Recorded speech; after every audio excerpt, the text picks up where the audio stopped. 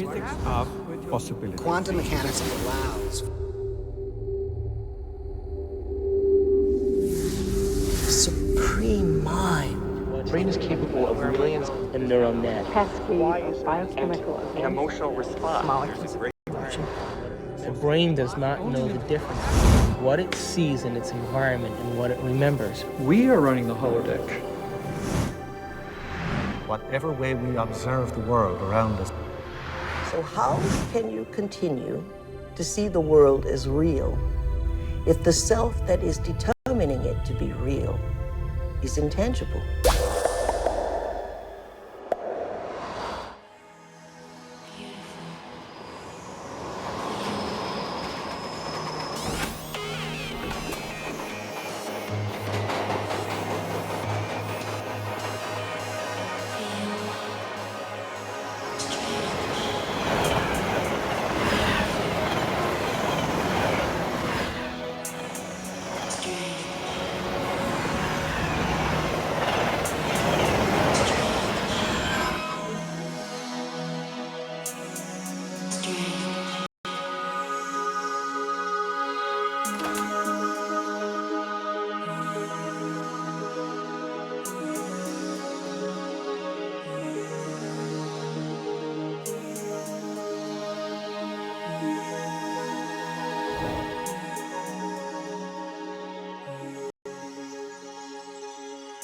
Are all realities existing simultaneously?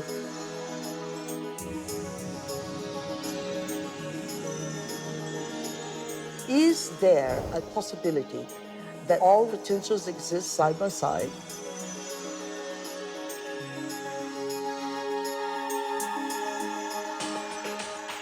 Have you ever seen yourself through the eyes of someone else that you have become?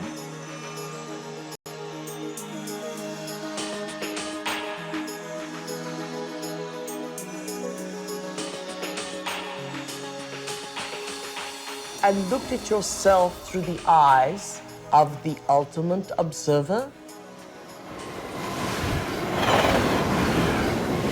Who are we? Where do we come from? What should we do? And where are we going? Why are we here? Well, that is the ultimate question, isn't it? What is reality? What I thought was unreal now, for me, seems in some ways to be more real than what I think to be real, which seems now more to be unreal. You can't explain it. And anybody who gets too lost and anybody who spends too much time trying to explain it is likely to get lost forever down the rabbit hole of mysteriousness. I think the more you look at quantum physics, the more mysterious and wondrous it becomes. Quantum physics, in very succinctly speaking, is a physics of possibilities. These are questions, these are addressing questions of how the world feels to us, of whether there's a difference between the way the world feels to us and the way it really is. Have you ever thought about what thoughts are made of? I think some of the things we're seeing with the children today is a sign that the culture is in the wrong paradigm and not appreciating the power of thought. Every age, every generation has its built-in assumptions that the world is flat, or that the world is round, etc. There are hundreds of hidden assumptions, things we take for granted that may or may not be true. Of course, in the vast majority of cases, historically, these things aren't true. So presumably, if history is any guide, much about what we take for granted about the world simply isn't true. But we're locked into these precepts without even knowing it oftentimes. That's a paradox. Modern materialism strips people of the need to feel responsible. And often enough, so does religion. But I think if you take quantum mechanics seriously enough, it puts the responsibility squarely in your lap, and it doesn't give answers that are clear-cut and comforting. It says, yes, the world is a very big place, it's very mysterious. Mechanism is not the answer, but I'm not going to tell you what the answer is. Because you're old enough to Decide for yourself. Is everyone a mystery? Is everyone an enigma? They most certainly are. Asking yourself these deeper questions opens up new ways of being in the world. It brings in a breath of fresh air. It makes life more joyful. The real trick to life is not to be in the know, but be in the mystery.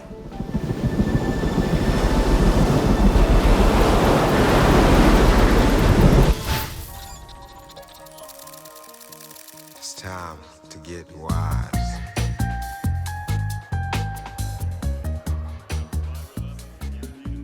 Why do we keep recreating the same reality? Why do we keep having the same relationships? Why do we keep getting the same jobs over and over again?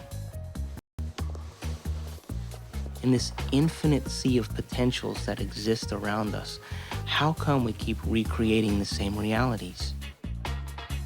Isn't it amazing that we have options and potentials that exist, but we're unaware of them? Is it possible that we're so conditioned to our daily lives, so conditioned to the way we create our lives, that we buy the idea that we have no control at all? We've been conditioned to believe that the external world is more real than the internal world. This new model of science says just the opposite. It says what's happening within us will create what's happening outside of us. There's a physical reality that is absolutely rock solid, and yet it only, if you want to put it this way, it only comes into existence when it bumps up against some other piece of physical reality. That other piece may be us, and of course we're partial to those moments. But it doesn't have to be either. It could be just some incidental rock comes flying along and interacts with this fuzzy mass of stuff, and sure enough, it provokes it into a particular state of existence. And there were philosophers in the past that said, look, if I kick a rock and I hurt my toe, that's real. I feel that, it feels real, it's vivid, and that means that it's reality.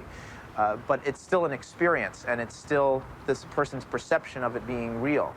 Scientific experiments have shown that if we take a person and hook their brains up to certain PET scans or computer technology and ask them to look at a certain object, and they watch certain areas of the brain light up, and then they've asked them to close their eyes and now imagine that same object.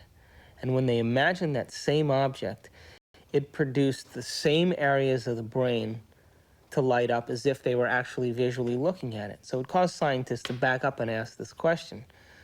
So who sees then? Does the brain see? Or do the eyes see?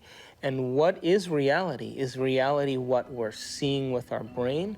Or is reality what we're seeing with our eyes? And the truth is that the brain does not know the difference between what it sees in its environment and what it remembers, because the same specific neural nets are then firing. So then it asks the question, what is reality?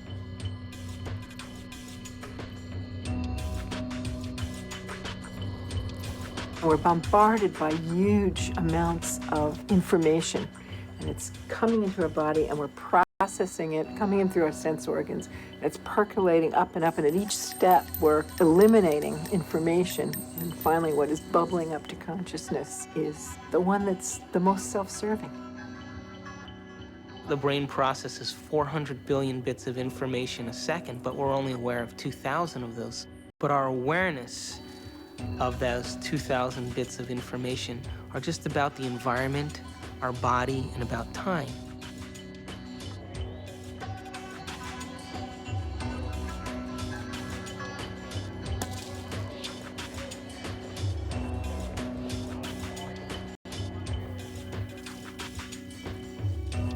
We're living in a world where all we see is the tip of the iceberg, the classical tip of an immense quantum mechanical iceberg.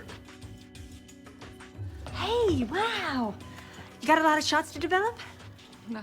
Oh, bummer. Well, I'll catch you later.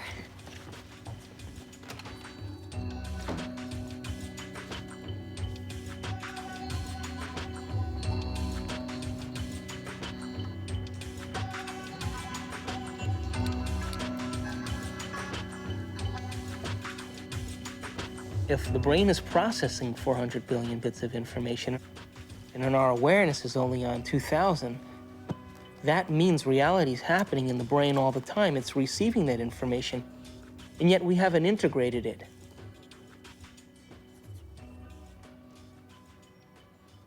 The eyes are like the lens, but the tape that's really seeing is the back of the brain. It's called the visual cortex. It's right back here. It's like this camera and it's tape. Did you know that the brain imprints what it has the ability to see? Now, this is important. For example, this camera is seeing a lot more around me than what is here, because it has no objection and no judgment.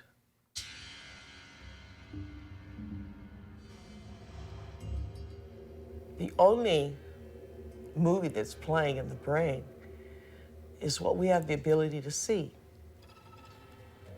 So is it possible our eyes, our cameras see more than what our brain has the ability to consciously project? Well, the way our brain is wired up, we only see what we believe is possible. We match patterns that already exist within ourselves through conditioning. So a wonderful story that I believe is true is that when the Indians, the Native American Indians on the Caribbean islands saw Columbus's ships approaching, they couldn't see them at all because it was so unlike anything they had ever seen before. They couldn't see it. When Columbus's armada landed in the Caribbean, none of the natives were able to see the ships, even though they existed on the horizon. The reason that they never saw the ships was because they had no knowledge in their brains or no experience that clipper ships existed. So the shaman starts to notice that there's ripples out in the ocean, but he sees no ship, but he starts to wonder what's causing the effect. So every day he goes out and looks and looks and looks, and after a period of time, he's able to see the ships. And once he sees the ships, he tells everybody else that ships exist out there because everybody trusted and believed in him. They saw them also.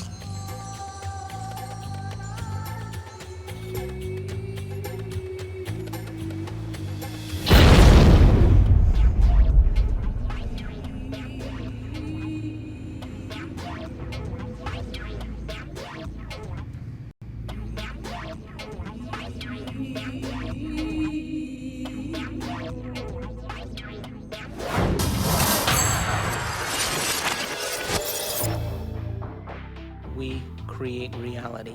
We're reality-producing machines. We create the effects of reality all the time. We always perceive something after reflection in the mirror of memory. As far as whether or not we're just living in a big holodeck or not, it's a question that we don't necessarily have a good answer to. I think this is a big philosophical problem that we have to deal with in terms of what science can say about our world, because we are always the observer in science. So we are still always constrained by what is ultimately coming into the human brain that allows us to see and perceive the things that we do. So it is conceivable that all of this really is just a great illusion that we have no way of really getting outside of to see what is really out there. Your brain doesn't know the difference between what's taking place out there and what's taking place in here. There is no out there, independent of what's going on in here.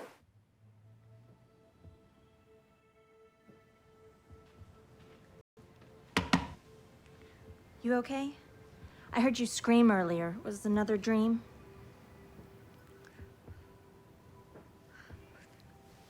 You were an Indian, watching Columbus's ship materialize out of thin air. Wow. And this medicine man kept hitting you. Cool. Hey, maybe it was a past life or a parallel reality or a future life. Got weird. Or maybe that dream was trying to tell you the truth. I guess it just depends on what you think is real.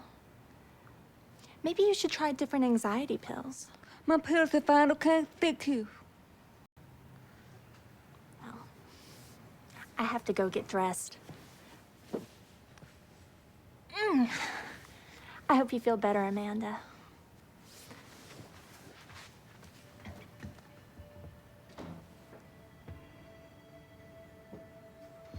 God, Amanda, I could be such an asshole.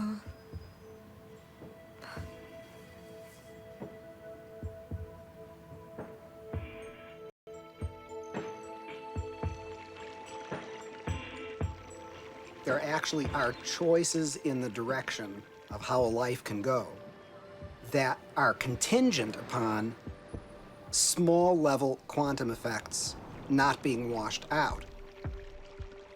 First of all, let's talk about the subatomic world, and then we'll talk about what it's telling us about reality. The first thing I want to tell you about the subatomic world is it's totally a fantasy created by mad physicists trying to figure out what the heck is going on when they do these little experiments.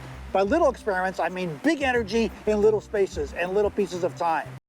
It gets pretty nutty at that realm of things, and so subatomic physics was invented to try to figure that all out. We need a new science down there. It's called quantum physics, and it is subject to a whole range of debatable hypotheses, thoughts, feelings, intuitions as to what the heck is really going on. Matter is not what we have long thought it to be. To the scientist, matter has always been thought of as sort of the ultimate in that which is static and predictable. Within all the atoms and molecules, all the space within that, the particles take up an insignificant amount of the volume of an atom or molecule, the fundamental particles. The rest of it is vacuum. What seems to happen is that particles appear and disappear all the time. So where do they go when they're not here? Now, that question is tricky. I'm going to give you two answers. Answer number one, they go into an alternative universe where the people in that universe are asking the same question about those particles when they come into our universe. They say, where do they go? There's a great mystery called the mystery of the direction of time. There's a certain sense in which the fundamental laws of physics that we have don't make any interesting distinction, say, between past and future. For example, it's a puzzle from the standpoint of the fundamental laws of physics.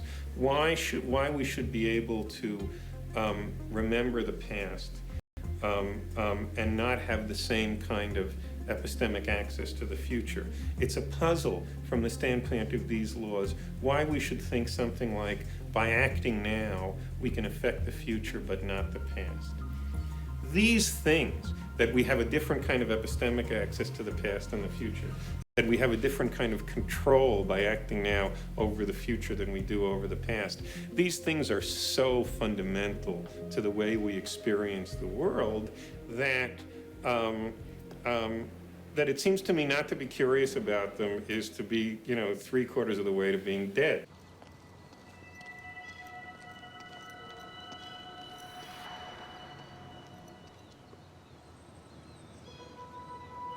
You want to shoot some hoops?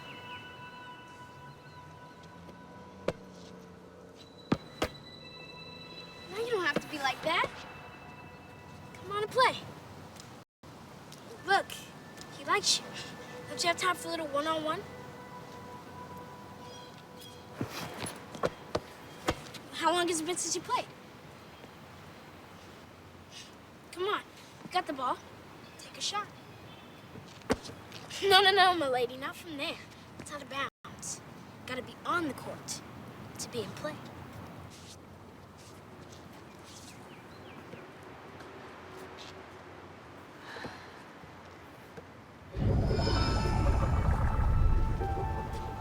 Welcome to Duke Reginald's court of unending possibilities.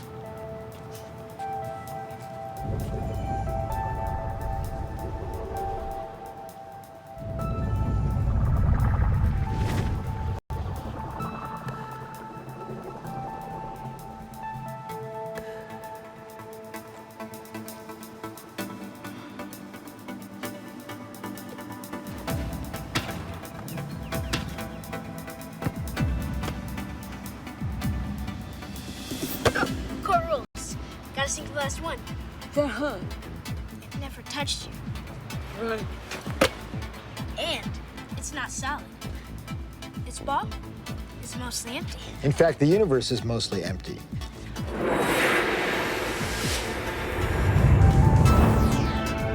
We like to think of space as empty and matter as solid. But in fact, there is essentially nothing to matter whatsoever. It's completely insubstantial. Take a look at an atom. We think of it as a kind of hard ball. Then we say, oh, well, no, not really. It's this little tiny point of really dense matter right at the center, surrounded by a kind of fluffy probability cloud of electrons popping in and out of existence. But then it turns out that that's not even right. Even the nucleus, which we think of as so dense, hops in and out of existence just as readily as the electrons do. The most solid thing you can say about all this insubstantial matter is that it's more like a thought. It's like a concentrated bit of information. What makes up things are not more things, but what makes up things are ideas, concepts, information. And like I said, it never touches.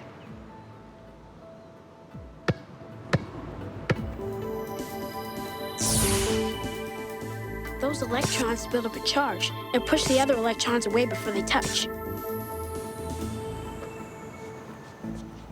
So nobody touches nothing. Come on, put your stuff down. Nobody's gonna take it. Like I said, this is my court. It's no problem.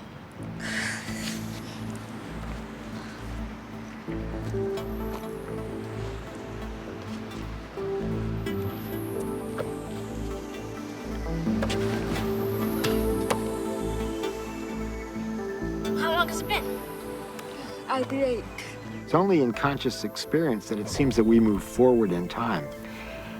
In quantum theory, you can also go backwards in time. You can always go back in time.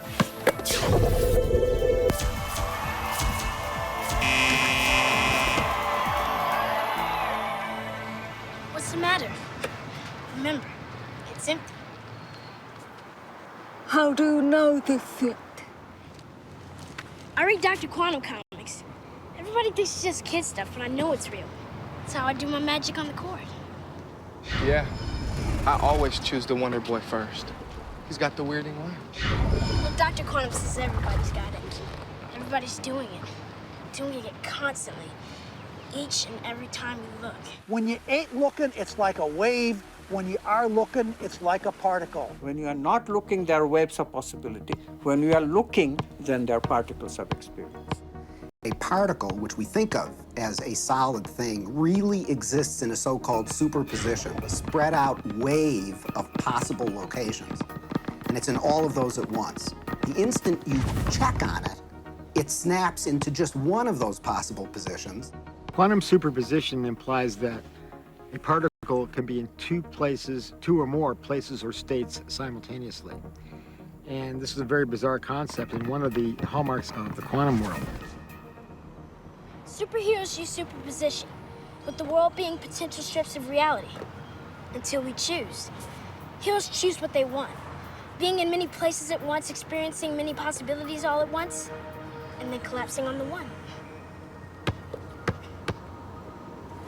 The question is, how far down the rabbit hole do you want to go?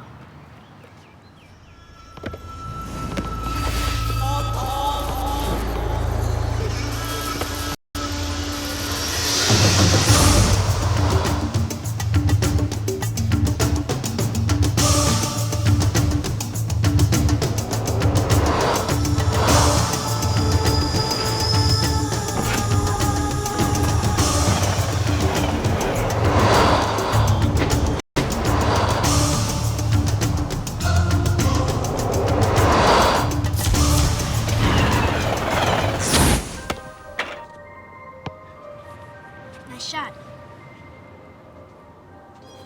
How can a system or an object be in two or more states at the same time? It's very easy. Instead of thinking of things as things, we all have a habit of thinking that everything around us is already a thing. existing without my input, without my choice. You have to banish that kind of thinking. Instead, you really have to recognize that even the material world around us, the chairs, the tables, the rooms, the carpet, camera included, all of these are nothing but possible movements of consciousness. And I'm choosing moment to moment out of those movements to bring my actual experience into manifestation. This is the only radical thinking that you need to do. But it is so radical, it's so difficult, because our tendency is that the world is already out there, independent of my experience. It is not. Quantum physics has been so clear about it. Heisenberg himself, co-discoverer of quantum physics, said atoms are not things. They are only tendencies. So instead of thinking of things, we have to think of possibilities. They're all possibilities of consciousness. You now can see in numerous labs around the United States objects that are large enough to be seen by the naked eye, and they are in two places simultaneously. And you can actually take a photograph of that. Now, I suppose if you showed a photograph, they'd say, oh, great, here's this nice blob of colored light, and I see there's a bit of it over here and another bit of it. So you got a picture of two dots. What's the big deal? And if you say, well, look right in the chamber. You can see it right there. Oh, I see two things there. You say, no, that's not two things. That's one thing. It's the same thing in two places. I'm not sure that people's jaw would drop about it, because I don't think people really believe it. And I don't mean that people say, oh, you're lying, or, oh, the scientists are confused. I think it is so mysterious that you can't even understand how amazing it is. And then furthermore, you've seen Star Trek and whatnot. Beam me up, Scotty. So it all seems sort of, oh, well, what does that really mean? But you've got to really stop and think about what that means, that it's the same object and it's in two places at once. And people tinker in the lab and they get angry about things and they have lunch and they go home and they lead their lives just as though nothing utterly astounding is happening, because of course that's how you have to go about it. And yet there is this completely amazing magic sitting right in front of your eyes. Quantum physics calculates only possibilities. But if we accept this, then the question immediately comes, what chooses among these possibilities to bring the actual event of experience? So we directly, immediately see that consciousness must be involved. The observer cannot be ignored. We know what an observer does from a point of view of quantum physics, but we don't know who or what the observer actually is. Doesn't mean we haven't tried to find an answer. We've looked. We've gone inside of your head. We've gone into every orifice you have to find something called an observer, and there's nobody home. There's nobody in the brain. There's nobody in the cortical regions of the brain. There's nobody in the subcortical regions or the limbic regions of the brain. There's nobody there called an observer. And yet we all have this experience of being something called an observer, observing the world out there. Is this the observer, and which is so intricate to understanding the wacky, weird world of quantum particles and how they react? Is this, then, the observer? In my modeling, the observer is the spirit inside the four-layered biobody suit. And so it's like the ghost in the machine. It is the consciousness that's driving the vehicle. And it is observing the surround. The four layers of the biobody suit have all kinds of sensory systems to pick up signatures from the surround.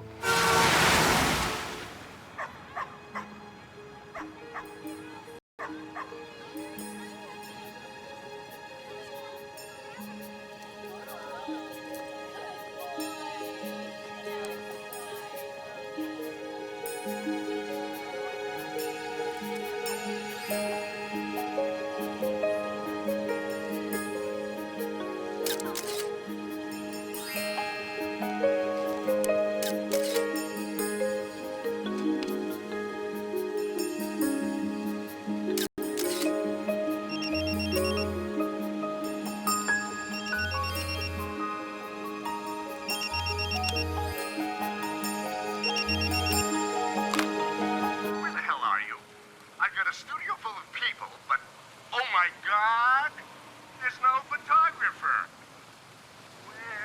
Where can she be? Aliens? Loch Ness Monster? A hot date? In Washington, D.C., the so-called murder capital of the world, there was a big experiment in the summer of 1993 where 4,000 volunteers came from 100 countries to collectively meditate for long periods of time throughout the day. It was predicted in advance that with such a sized group, you'd have a 25% drop in violent crime, as defined by the FBI, in Washington that summer. Well, the chief of police went on television saying that, look, it's going to take 2 feet of snow to reduce crime by 25% in Washington, D.C. this summer. But by the end, the police department became a collaborator and author of this study because the results, in fact, showed a 25% drop in violent crime in Washington, D.C., which we could predict on the basis of 48 previous studies that had already been done on a smaller scale. This leads naturally to wonder, are people affecting the world of reality that they see? You betcha they are. Every single one of us affects the reality that we see, even if we try to hide from that and play victim. We all are doing it. Just tell me where you are. Good. But hurry, will you please, because these models are giving me a headache. 10 minutes.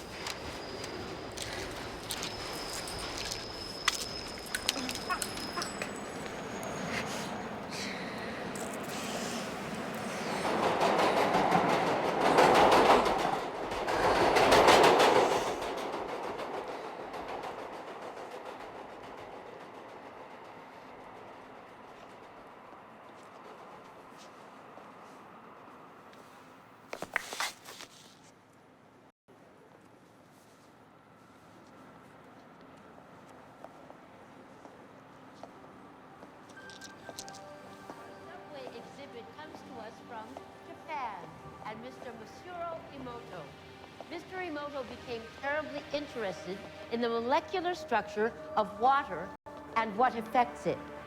Now, water is the most receptive of the 4 elements. Mr. Emoto thought perhaps it would respond to non-physical events. So he set up a series of studies, applied mental stimuli, and photographed it with a dark field microscope. This first picture is a picture of water from the Fujiwara Dam.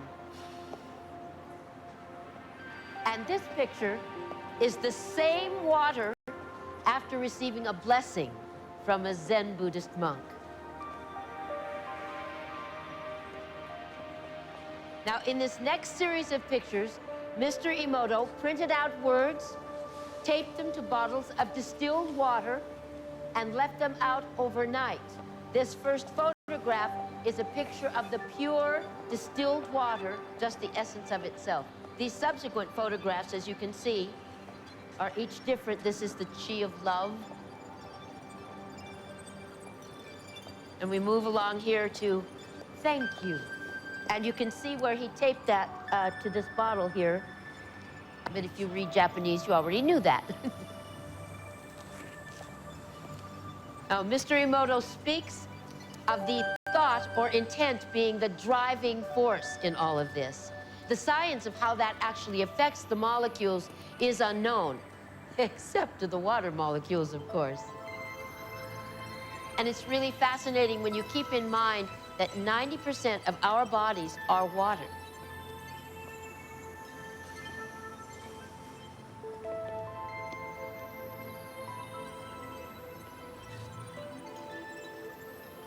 Makes you wonder, doesn't it? If thoughts can do that to water, imagine what our thoughts can do to us.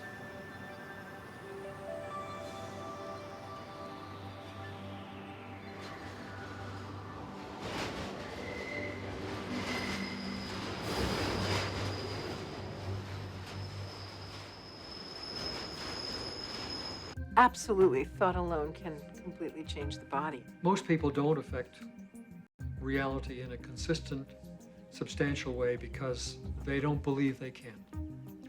They write an intention and then they erase it because they think that's silly. I mean, I can't do that. And then they write it again, and then they erase it. So time average, it's a very small effect. And it really comes down to the fact that they believe they can't do it. If you accept with every rudiment of your being that you will walk on water, will it happen? Yes, it will. But you know, it's like positive thinking. It's a wonderful idea, positive thinking. But what it usually means is that I have a little smear of positive thinking covering a whole mass of negative thinking. So thinking positive is not really thinking positive, it's just disguising the negative thinking that we have. When we think of things, then we make the reality more concrete than it is. And that's where we become stuck. We become stuck in the sameness of reality. Because if reality is concrete, obviously I'm insignificant. I cannot really change it. But if reality is my possibility of consciousness itself, then immediately comes the question of how can I change it? How can I make it better? How can I make it happier? You see how we are extending the image of ourselves? In the old thinking, I cannot change anything because I don't have any role at all in reality. Reality is already there. It's material objects moving in their own way from deterministic laws. And mathematics determines what they will do in a given situation. I, the experiencer, have no role at all. In the new view, yes, mathematics can give us something. It gives us the possibilities that all these movements can assume, but it cannot give us the actual experience that I'll be having in my consciousness. I choose that experience. And therefore, literally, I create my own reality. It may sound like a tremendous bombastic claim by some new agey without any understanding of physics whatsoever, but really quantum physics is telling us that.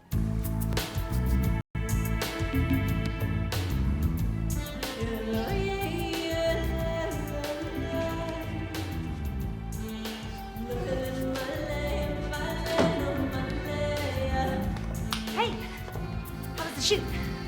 So.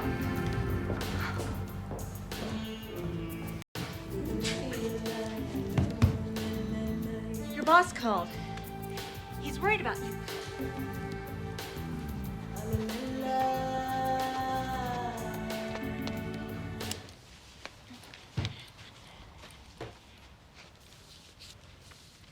Amanda, I want to thank you for letting me stay here.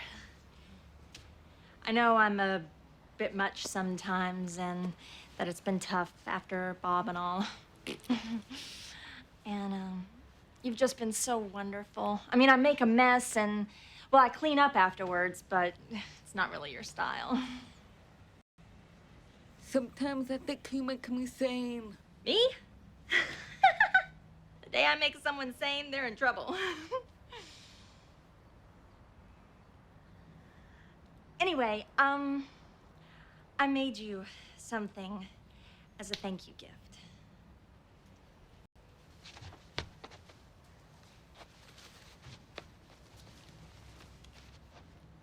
Open it.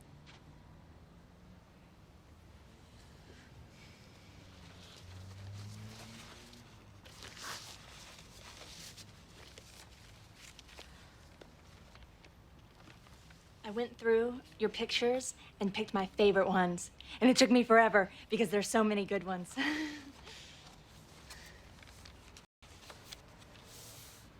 This.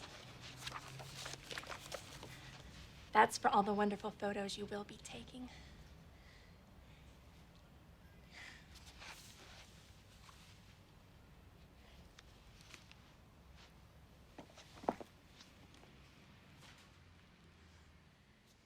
Oh. I've had a strange day. Thank you.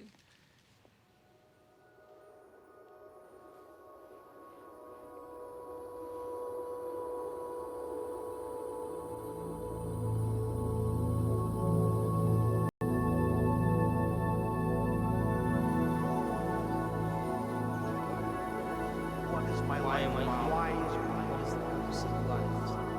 Where am I going? What happens when I die? Why is there anything at all? What is reality? It makes you wonder, doesn't it? If thoughts can do that to water, imagine what our thoughts can do to us. Reality ultimately comes down to our experience.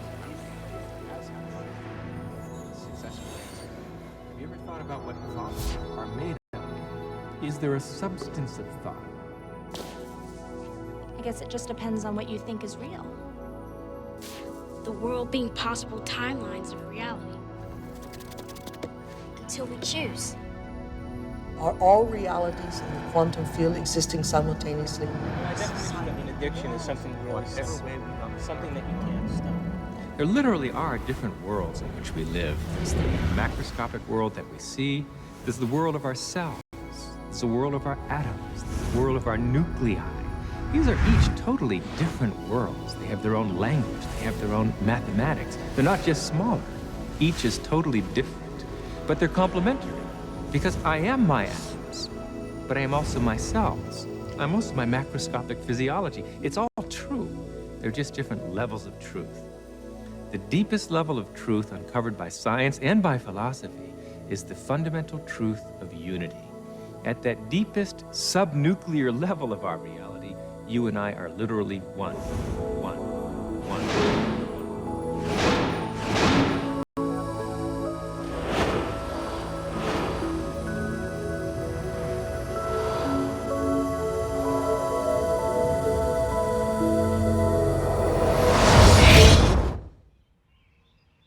I wake up in the morning and I consciously create my day the way I want it to happen.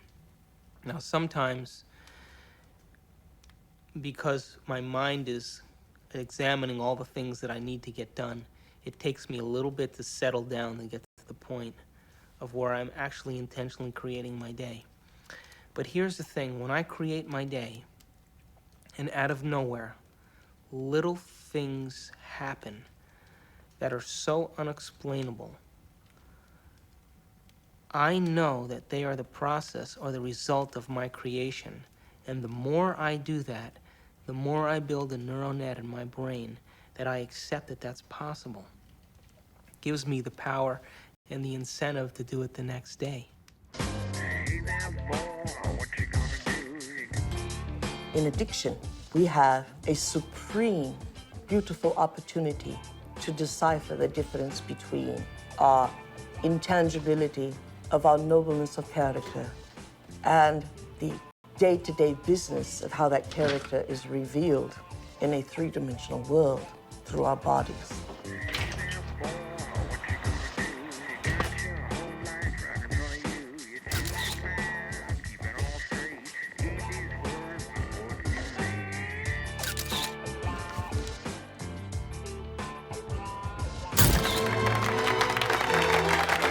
Hate weddings.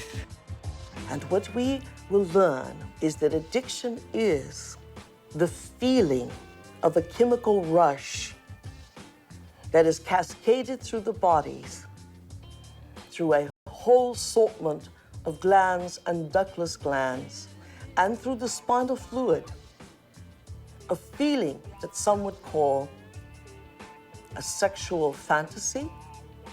It only takes one sexual fantasy for a man to have a hard-on. In other words, it only takes one thought here for a man to have an erection in his member. And yet, there was nothing outside of him that gave him that. It was what was within him that gave him that.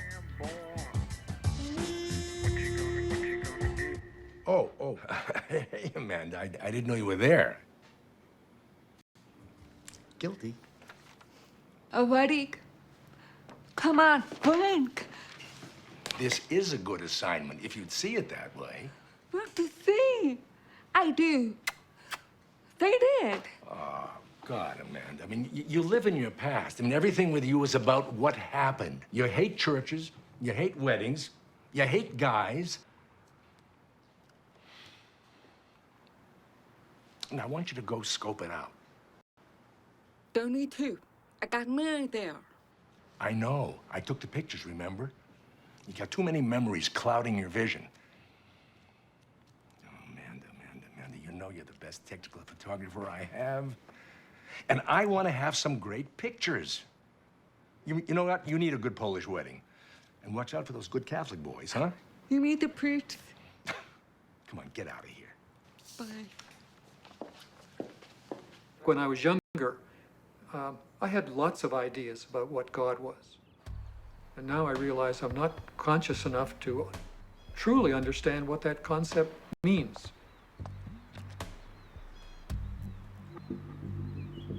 That I am at one with the great being that made me and brought me here and that formed the galaxies and the universes, etc.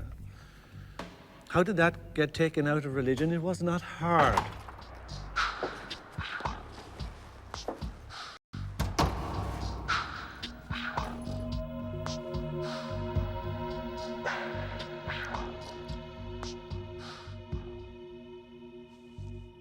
Most of the problems that religion and the various philosophical movements down through the centuries have produced have been errors because that's where they started, that God is a distinct, separate being from us, to whom I must offer worship, whom I must cultivate, humor, please, and hope to attain a reward from at the very end of my life.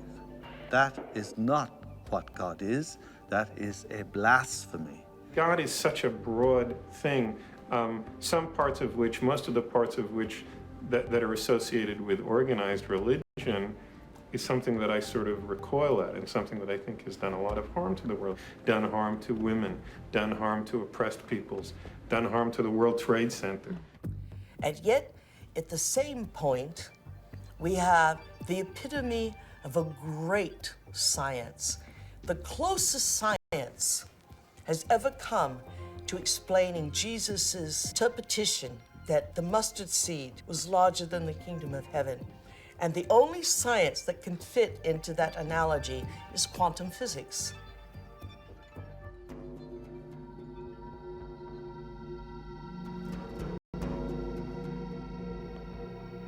Now, we have great technology, from anti-gravity magnets and magnetic fields of zero-point energy. We have all that, and we still have this ugly, superstitious, backwater concept of God.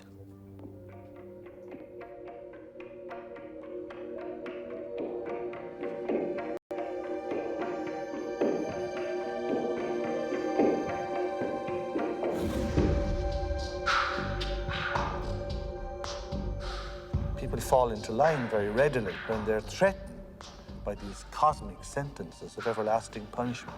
But this is not how God is. And once you start to question the traditional images, caricatures of God, people feel you're an agnostic or an atheist or a subverter of the social order. God must be greater than the greatest of human weaknesses, and indeed, the greatness of human skill, that God must even transcend a most remarkable to emulate nature in its absolute splendor. How can any man or woman sin against such a greatness of mind? How can any one little carbon unit on Earth, in the backwaters of, indeed, the Milky Way, the boondocks, betray God Almighty?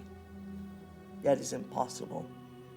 The height of arrogance is the height of control of those who create God in their own image.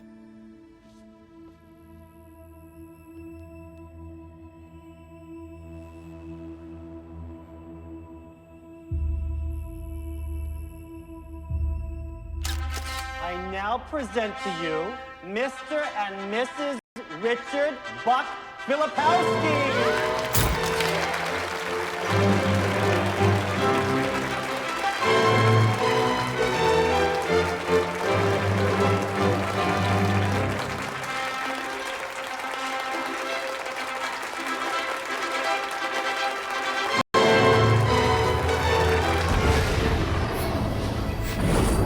Brain, when it fires its thoughts, is likened unto the landscape of a thundercloud. And the synaptic cleft is the sky between the storm and the earth receptor site. And you see this foreboding dark cloud boiling in the sky. And you see electrical impulses moving through it, veins of electric light, and then you see it hit the ground. The brain looks like a thunderstorm when it is presenting a coherent thought. So no one has ever seen the thought. What they do see in neurophysics is that they see a storm raging around different quadrants of the brain. Those are areas that are mapped in the body and what the person must be responding to. A holographic image, rage, murder, hate, compassion, love. The brain does not know the difference between what it sees in its environment and what it remembers, because the same specific neural nets are then firing. The brain is made up of tiny nerve cells called neurons. These neurons have tiny branches that reach out and connect to other neurons to form a neural net. Each place where they connect is integrated into a thought or a memory. Now, the brain builds up all its concepts by the law of associative memory. For example, ideas, thoughts, and feelings are all constructed and interconnected in this neural net, and all have a possible relationship with one another. The concept and the feeling of love, for instance, is stored in this vast neural net. But we build the concept of love from many other different ideas. Some people have love connected to disappointment. When they think about love, they experience the memory of pain, sorrow, anger, and even rage. Rage may be linked to hurt, which may be linked to a specific person, which then is connected back to love. We build up models of how we see the world outside of us. And the more information that we have, the more we refine our model one way or another. And what we ultimately do is tell ourselves a story about what the outside world is.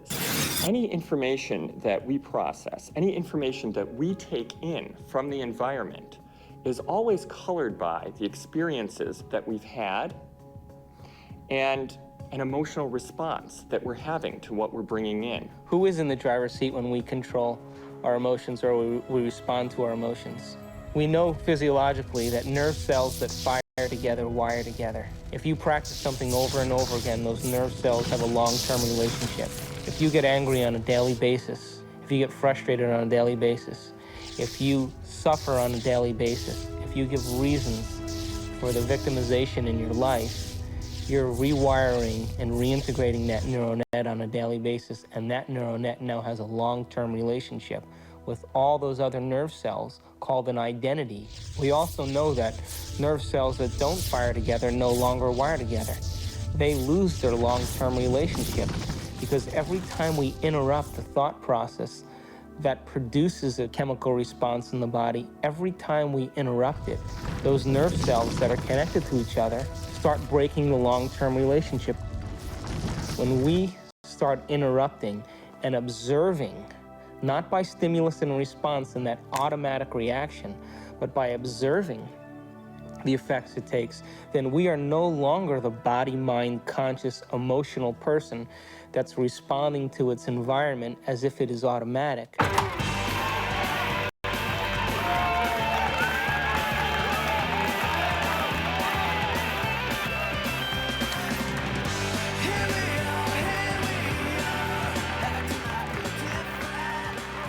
Does that mean emotions are good or emotions are bad? No, emotions are designed so that it reinforces chemically something into long-term memory. That's why we have them. All emotion is holographically imprinted chemicals. The most sophisticated pharmacy in the universe is in here. There's a part of the brain called the hypothalamus. And the hypothalamus is like a little mini factory. And it is a place that assembles certain chemicals that match certain emotions that we experience. Those particular chemicals are called peptides. They're small chain amino acid sequences. The body's basically a carbon unit that makes about 20 different amino acids, all together to formulate its physical structure. The body is a protein-producing machine. In the hypothalamus, we take small chain proteins called peptides, and we assemble them into certain neuropeptides or neurohormones that match the emotional states that we experience on a daily basis. So there's chemicals for anger, and there's chemicals for sadness, and there's chemicals for victimization, there's chemicals for lust. There's a chemical that matches every emotional state that we experience. And the moment that we experience that emotional state in our body or in our brain, that hypothalamus will immediately assemble the peptide that then releases it through the pituitary into the bloodstream. The moment it makes it into the bloodstream, it finds its way to different centers or different parts of the body. Now, every single cell in the body has these receptors on the outside. And one cell can have thousands of receptors studding its surface, kind of opening up to the outside world. And when a peptide docks on a cell, it literally, like a key going into a lock, sits on the receptor surface and attaches to it and kind of moves the receptor, and kind of like a doorbell buzzing, sends a signal into the cell. It's party time!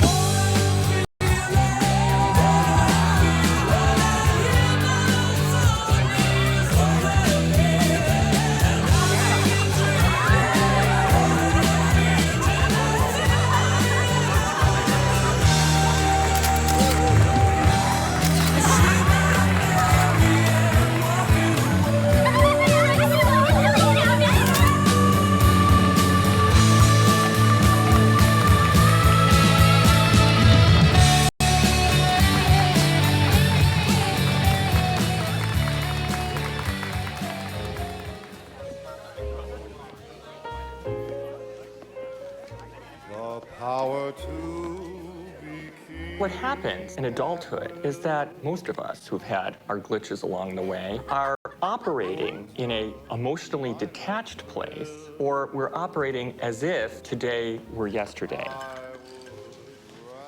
What is it? Mixed.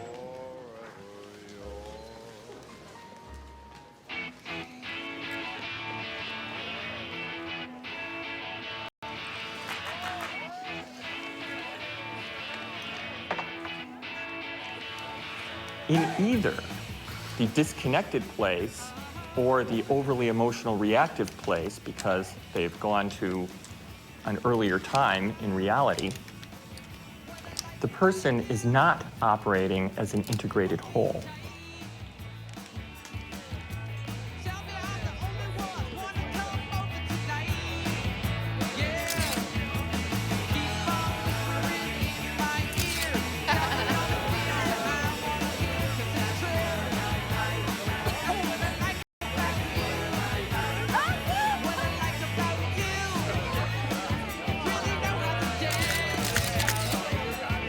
Along the outside of the cell are these billions of receptor sites that are really just receivers of incoming information. A receptor that has a peptide sitting in it changes the cell in many ways. It sets off a whole cascade of biochemical events, some of which wind up with changes in the actual nucleus of the cell. Hi, when I grew up, I want to become a photographer just like you. Oh. Got any tips? Take lots of pictures. Thanks. Each cell is definitely alive, and each cell has a consciousness, particularly if we define consciousness as the point of view of an observer. There is always the perspective of the cell. A few years later.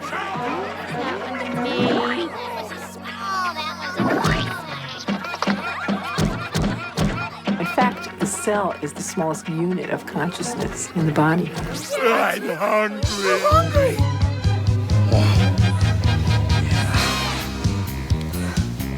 Oh yeah! We've commandeered an entire serving planet!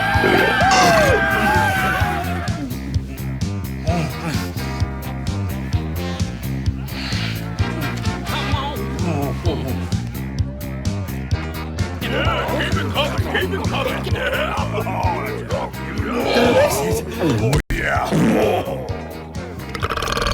Well, my definition of an addiction is something really simple. Something that you can't stop.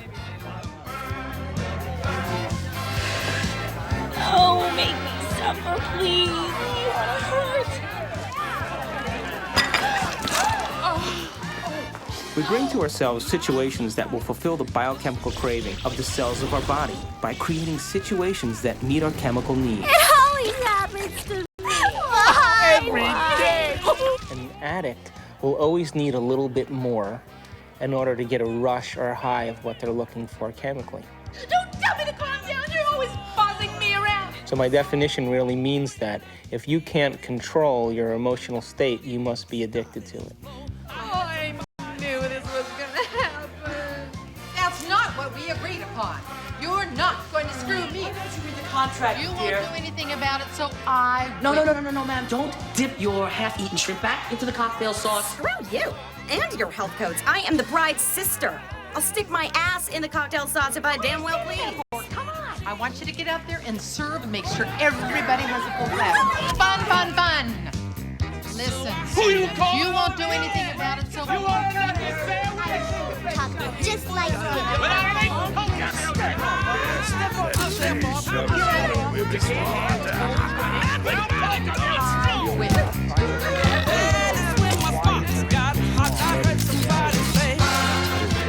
What is reality? What is the real reality?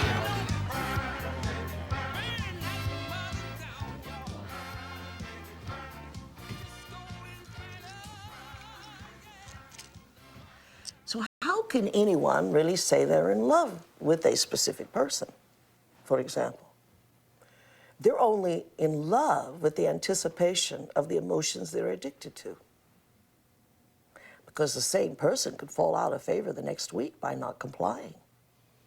My goodness, doesn't that change the landscape of our emotional outlook on personal needs and identities?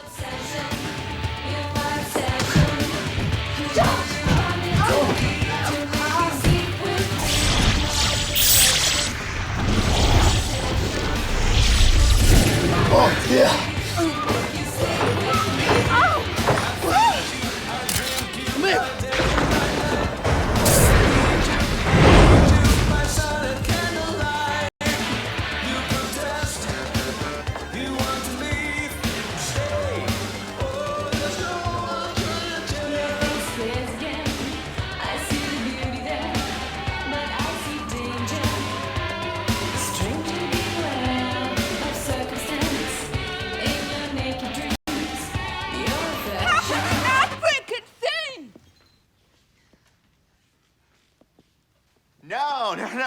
No.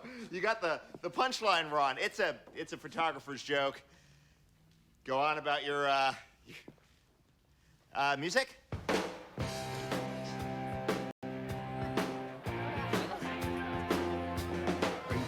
you okay? Right, I thought that could have been some girl. When? Straight now. I was with the groom. Hey, I could reach it. I'm sorry. I was with the groom just now. Yeah, he loves Paulette. Where?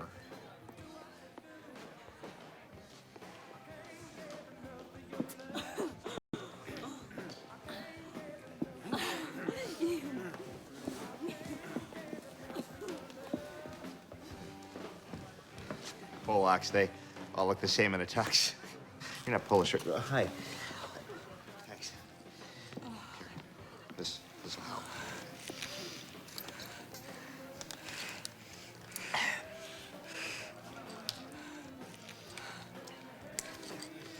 Oh, thank you. No problem. That was in my mouth. Forget it.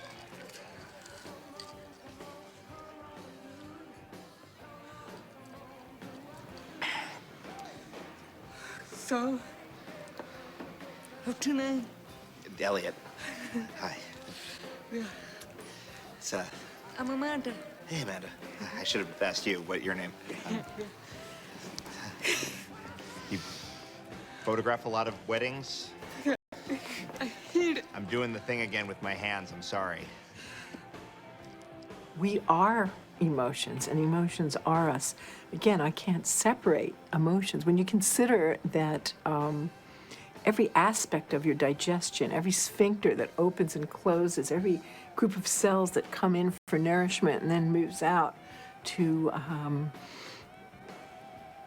heal something or repair something, those are all under the influence of the molecules of emotion. I mean, it's this total buzz. So you ask if emotions are bad. Emotions are not bad. They're life. They color the richness of our experience. It's our addiction that's the problem. The thing that most people don't realize is that when they understand that they are addicted to emotions... Another drink? It's not just psychological. It's biochemical. Think about this. Heroin uses the same receptor mechanisms on the cells that our emotional chemicals use. It's easy to see then that if we can be addicted to heroin, then we can be addicted to any neuropeptide, any emotion.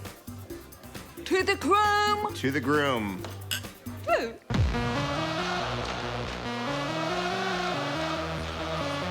What's up, guys? What's up, man? Hello. What do we need? Some boxes. Put out! Yeah, baby!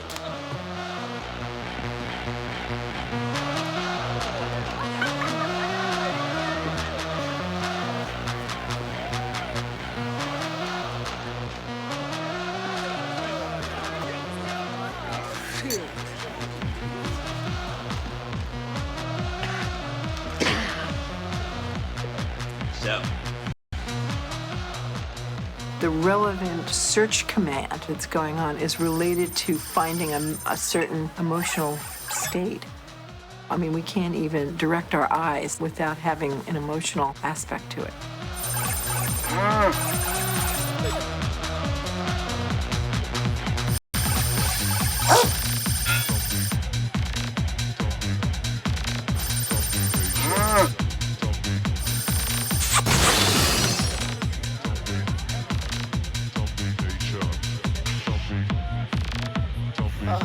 Oh, gosh. She wouldn't fall for me. Oh, mama! Woo! What the hell are you waiting for? Come on, you little pussies! Jeez, I can't believe you guys! What are you? Ooh, come on, just get the hell out of the way! Hi there, honey! Come on, baby, you know you want it. Oh, don't give me that look.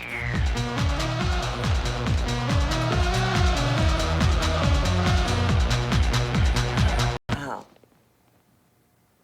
What about people who are addicted to sex?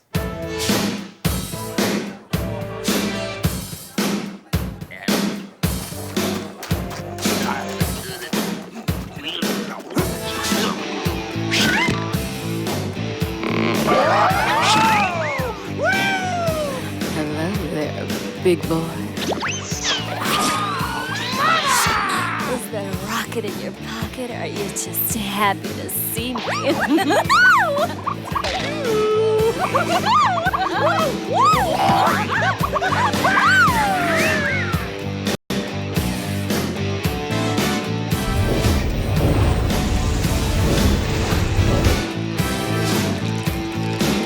The lights are on, but you're not home. You're mine, not your own. Heart sweats, body shakes. Another kiss is what it takes. You can't sleep, you can't eat. There's no doubt you're in deep. So just tight, you can't breathe. Another kiss is all you need. Oh, you like to think that you're immune to the stuff. Oh, yeah. Closer to the truth to say you can't get enough and know you're gonna have to face it. You're addicted to love. You see the signs, but you can't read. Running at different speed. Your heart beats. Step out of it! Over here! Time, another kiss. You'll be mine, a one-track mind.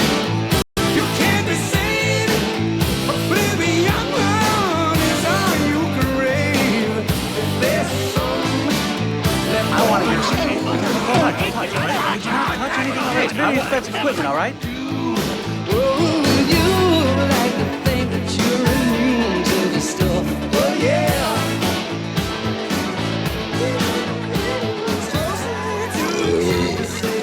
I want to hear some polka music, okay? I'm gonna play These the people polka want to hear music. some I know they're gonna play the You polka can't music. have a Polish wedding without polka music!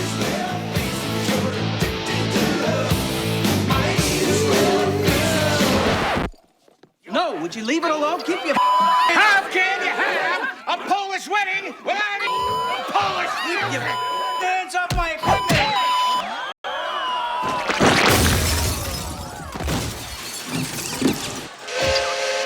Like I said before, it ain't a Polish wedding without a polka!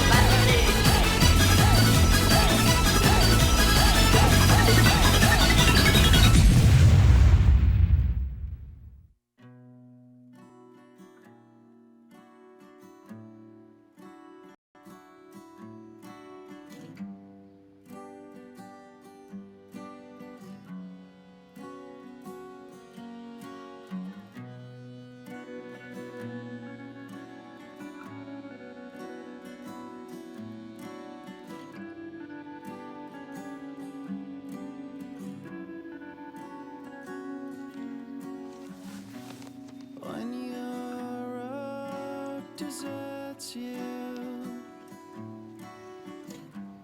and your feet disappear, you'll find some old shoes, wasted one without appeal. Where we go from here?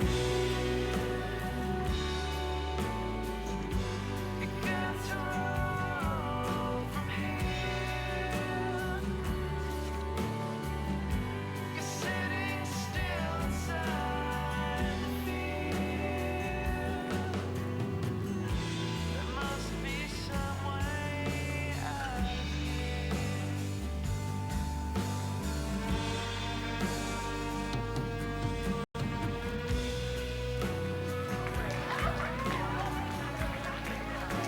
Our mind literally creates our body. So it all starts in the cell. The cell is a protein-producing machine, but it gets its signal from the brain. One of the things about receptors is they change in their sensitivity.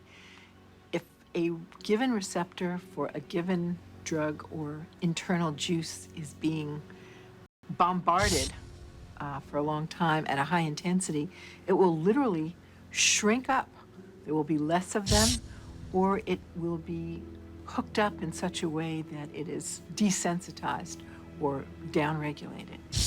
So the same amount of drug or internal juice will elicit a much smaller response.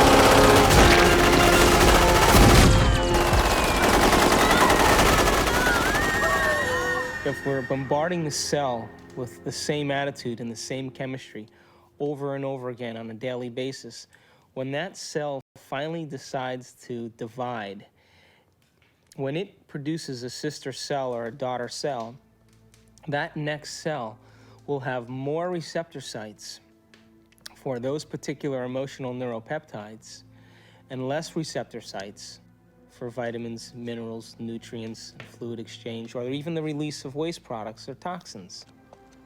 Now, all aging is a result of improper protein production. What happens when we age? Our skin loses elasticity. Well, elastin is a protein. What happens to our enzymes? We don't digest as well. What happens to our synovial fluid? Those are proteins. They become brittle and stiff. What happens to our bones? They become thin. So all aging is a result of improper protein production. So then the question arises, does it really matter what we eat? And does nutrition really have an effect if the cell doesn't even have the receptor sites after 20 years of emotional abuse to even receive or to let in the nutrients that are necessary for its health?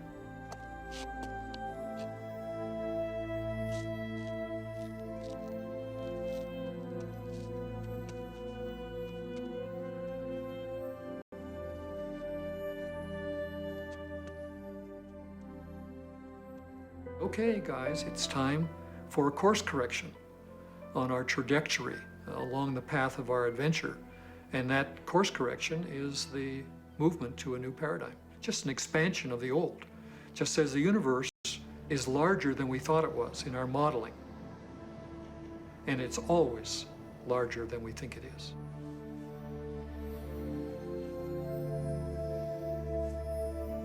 I hate you.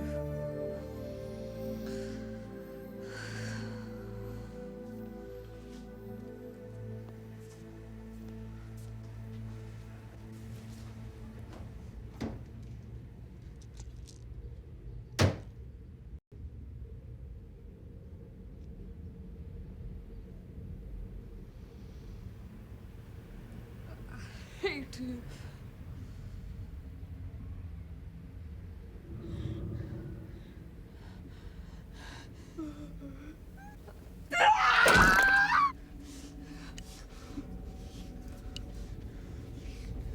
You idiot! You suck! Look at you! You fucked! You're ugly! You're worth nothing! You get it all! I hate you!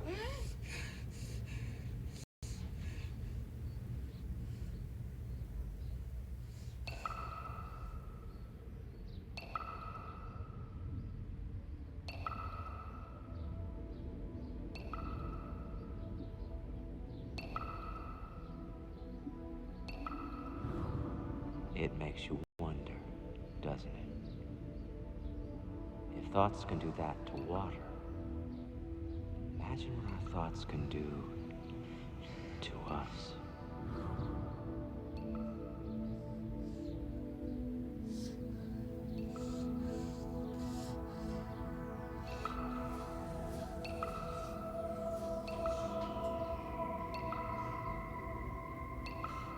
No one has ever came along and ever given you sufficient, intelligent knowledge about your beautiful self, how you work from the inside out.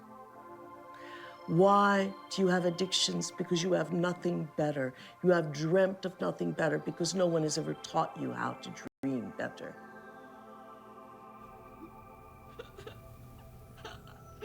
Do I think that you are bad? I don't think you're bad. Do I think you're good? I don't think you're good either.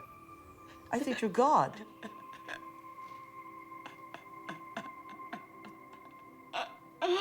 In general, the field of psychiatry really doesn't allow for enough freedom of action on people's part, meaning an awful lot of problems, not all of them to be sure, but an awful lot of problems that get labeled as psychological problems really amount to people making rotten choices. And they ought to be instructed to make different ones. Can I?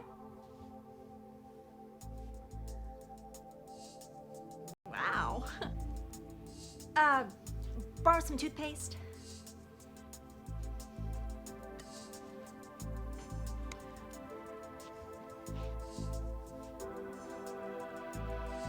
Thanks.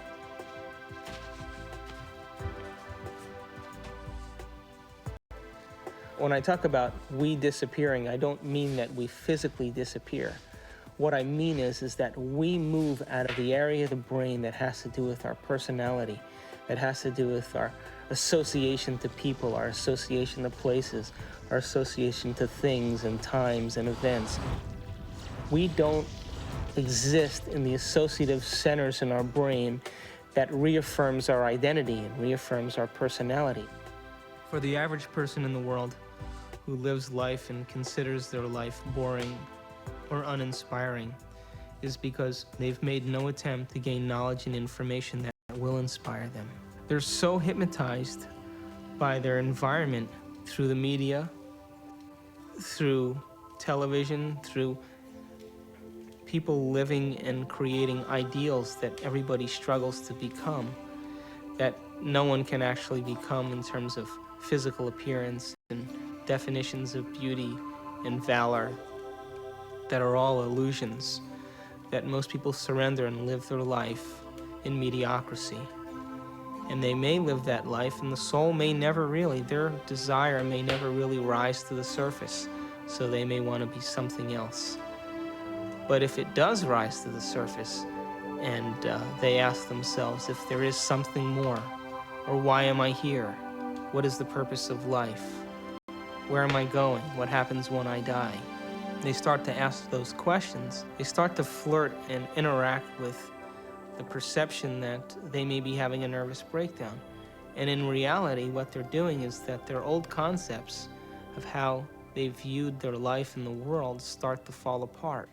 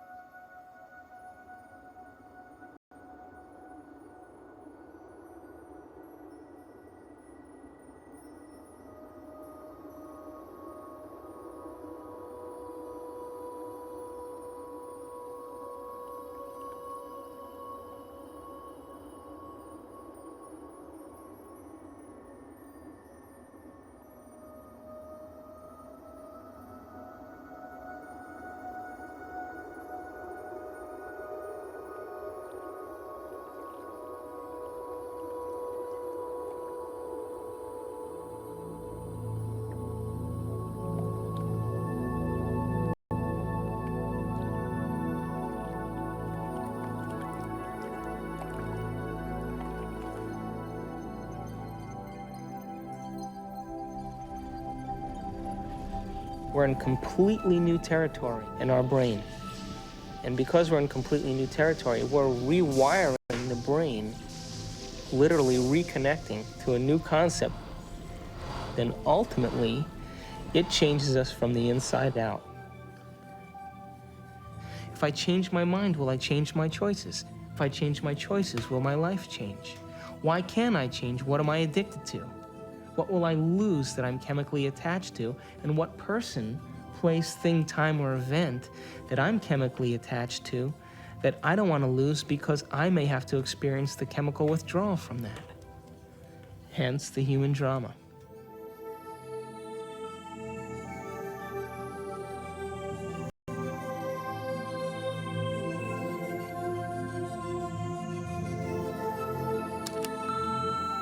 Amanda, it's Bob, and I'm just calling to say I hope that you can come tonight. I really want to see you. I really want to talk to you.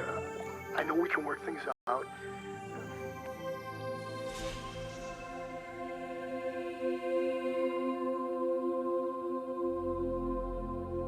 It's the only planet in the Milky Way that has habitation that is steeped in enormous subjugation of religion.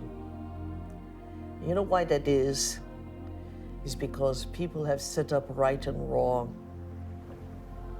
If I do this, I'm going to get punished by God. If I do the other thing, I'm going to get rewarded. This is a really poor description that tries to map out a path in life for us to follow. but with deplorable results, because there really is no such thing as good or bad. We're judging things far too superficially that way. Does that mean you're in favor of sin and licentiousness and depravity? No. It simply means that you need to improve your expression and understanding of what you're dealing with here. There are things that I do, and I know they'll evolve me. There are other things that will not evolve me. But it's not good or bad. And there's no God waiting to punish you because you did one or the other. There is no God condemning people. Everyone is God's. At the same time, God is the sort of placeholder name for those parts of our experience of the world which are somehow transcendent, somehow sublime. I have no idea what God is. And yet I have an experience that God is. There is something very real about this presence called God. Although I have no idea how to define God, to see God as a person or a thing, I can't seem to do it. It's kind of like asking a human being to explain what God is similar to asking a fish to explain the water in which the fish swims. God is a superposition of all the spirit from all things. You are a God in the making, and you have to walk this path. But someday, you have to love the abstract as much as you love the condition of addiction.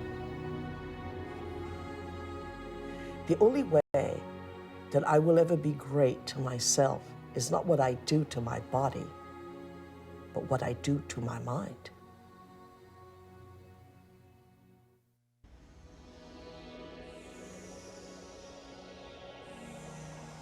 So if we're consciously designing our destiny, and if we're consciously, from a spiritual standpoint, throwing in with the idea that our thoughts can affect our reality or affect our life, because reality equals life, then I have this little pact that I have when I create my day. I say I'm taking this time to create my day, and I'm infecting the quantum field.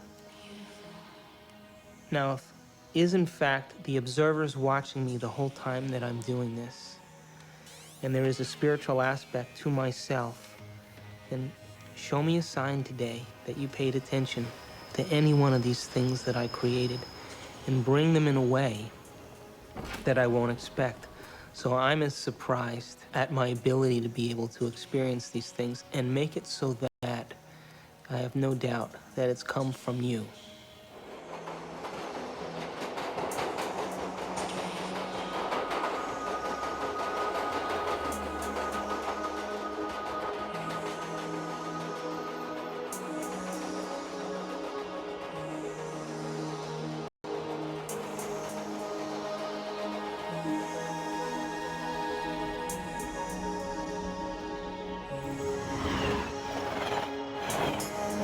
So the brain is capable of millions of different things that people just really should learn that how incredible they actually are and how incredible their minds actually are. And that not only do they have this unbelievable thing within their head that can do so many things for them and can help us learn and can actually change and adapt, and it can make us something better than what we actually are, and it can actually help us to transcend ourselves.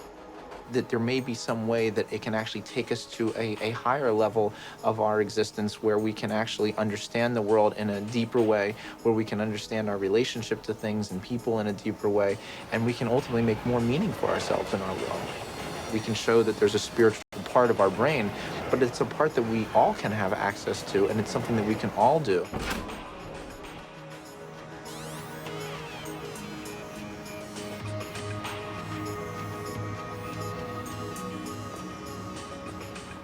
We have to formulate what we want and be so concentrated on it and so focused on it and have so much of our awareness of it that we lose track of ourselves. We lose track of time. We lose track of our identity. And the moment we become so involved in that experience that we lose track of ourselves, we lose track of time, that picture is the only picture that's real. And everybody's had that experience when they've made up their mind that they've wanted something. That's quantum physics in action.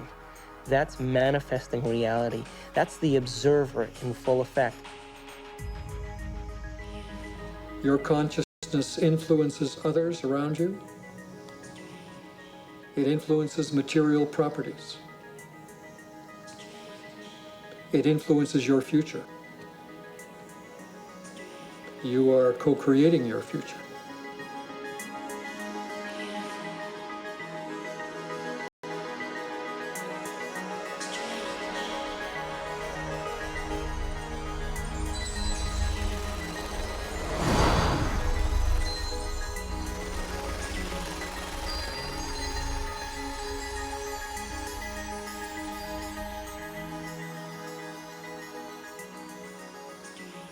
Show me a sign today that you paid attention to any one of these things that I created, and bring them in a way that I won't expect.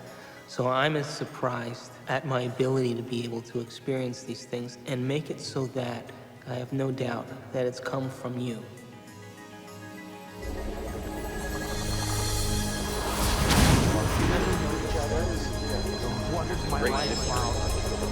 Consciousness is related to something fundamental.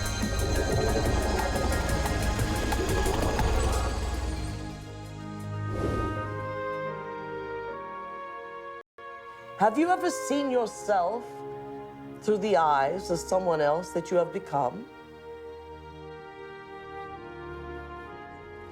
What an initiation.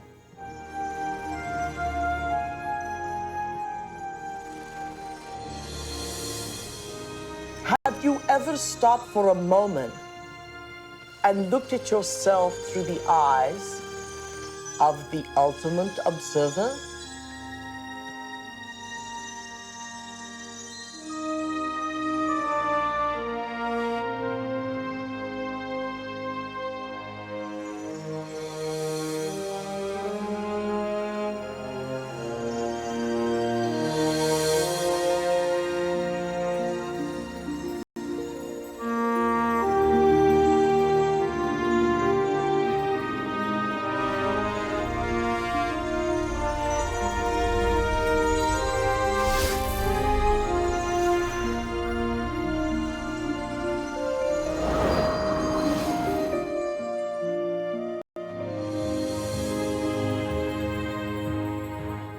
I am much more than I think I am. I can be much more even than that. I can influence my environment with people. I can influence space itself. I can influence the future. I am responsible for all those things. I and the surround are not separate. They're part of one. I'm connected to it all. I'm not alone.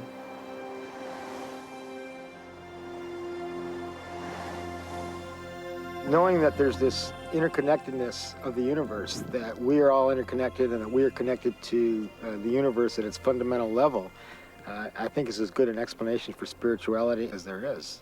It is my belief that our purpose here is to develop our gifts of intentionality and learn how to be effective creators. We are here to be creators.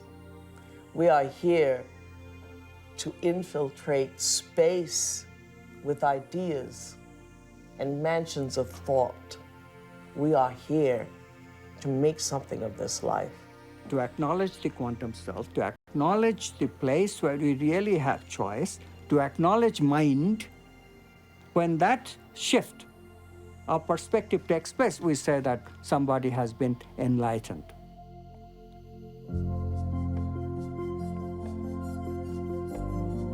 Quantum mechanics allows for the intangible phenomenon of freedom to be woven into human nature. Quantum physics, very succinctly speaking, is a physics of possibilities. It opens fundamentally the question of whose possibilities and who chooses from these possibilities to give us the actual event of experience. The only answer that is satisfactory, both logically and meaningfully, is the answer that consciousness is the ground of all being. We must pursue knowledge without any interference of our addictions. And if we can do that, we will manifest knowledge in reality, and our bodies will experience it in new ways, in new chemistry, in new holograms, new elsewheres of thought, beyond our wildest dreams. All of us one day will reach the level of the avatars that we have read about in history, the Buddhas and the Jesus. Welcome to the kingdom of heaven, without judgment, without hate, without testing, without anything. That we simply are has allowed this reality we call real, from the power of intangibility, to pull out of inertness action, chaos, and hold it into its form, and we call it matter.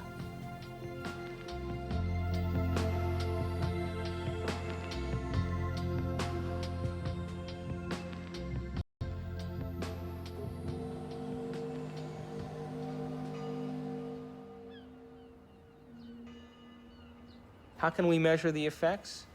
We get to live our life and see then if somewhere in our lives something's changed.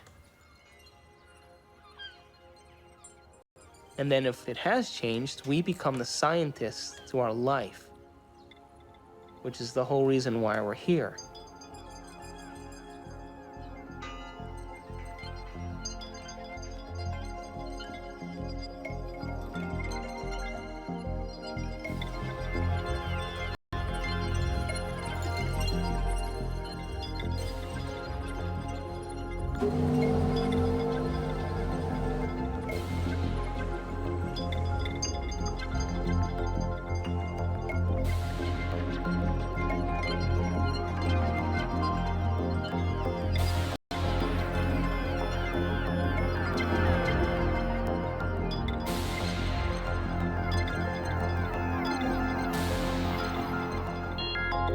Don't just take it at face value. Test it out and see whether it's true.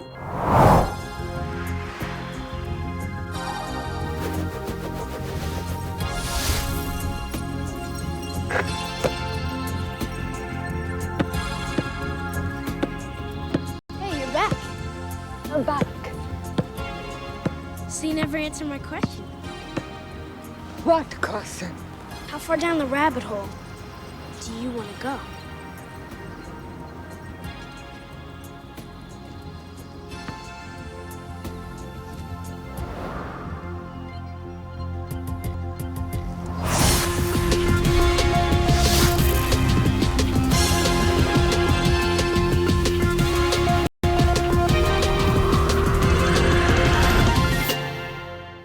Ponder that for a while.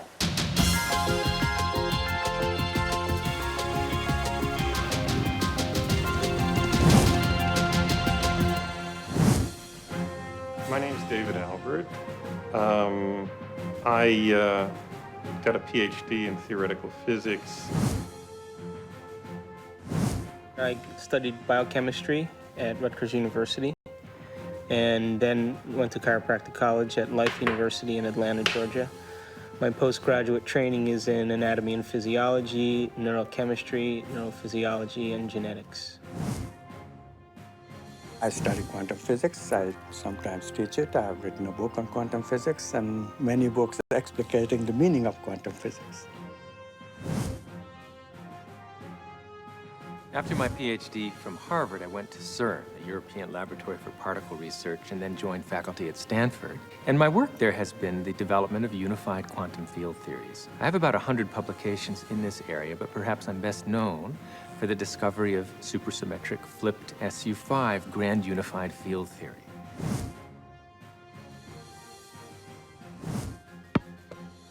I make my living as an anesthesiologist, and every day as I put my patients to sleep, I kind of wonder where they go and why they're there in the first place. And that's one of the reasons that attracted me to anesthesia and the study of consciousness.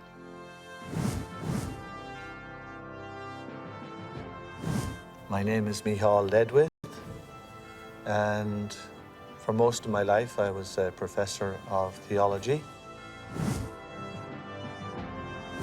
I'm Dr. Daniel Monti. I'm a physician with specialty training in psychiatry and human behavior. I'm on the full-time faculty at the Jefferson Medical College. I actually got very interested in studying this whole topic of the brain and spirituality because it had to do with a lot of the questions that I was asking ever since I was a child about reality and how we understood truth and what was real. And as I grew up and as I realized that while spirituality was, in some senses, a very important part of trying to find those answers, science also was a very crucial part.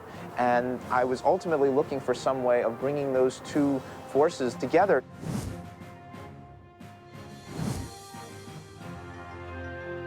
Well, my name is Candace Pert, and I'm a professor at Georgetown in the medical school. Here we are actually filming great thinkers. Everyone in this room is a great thinker. Now that we got them thinking, that's always a trick, isn't it? I should make it clear that I'm a graduate student in physics. I'm not a full-fledged theoretical physicist yet.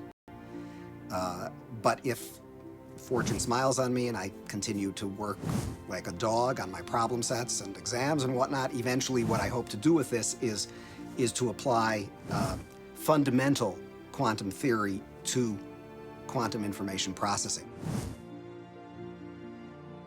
So I decided, well, if I gave up being department chairman, and if I gave up all my professional committees, and I gave up all my government committees, I would have a block of time that I could put to work.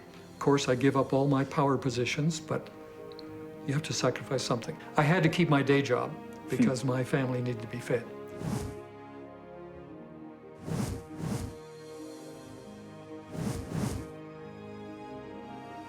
I presume that you're asking me how scientists can sound this wacko because I must be sounding wacko. It's really an interesting question. If you study science long enough, and seriously enough, and dig deeply enough, if you don't come out feeling wacko about it, you haven't understood a thing.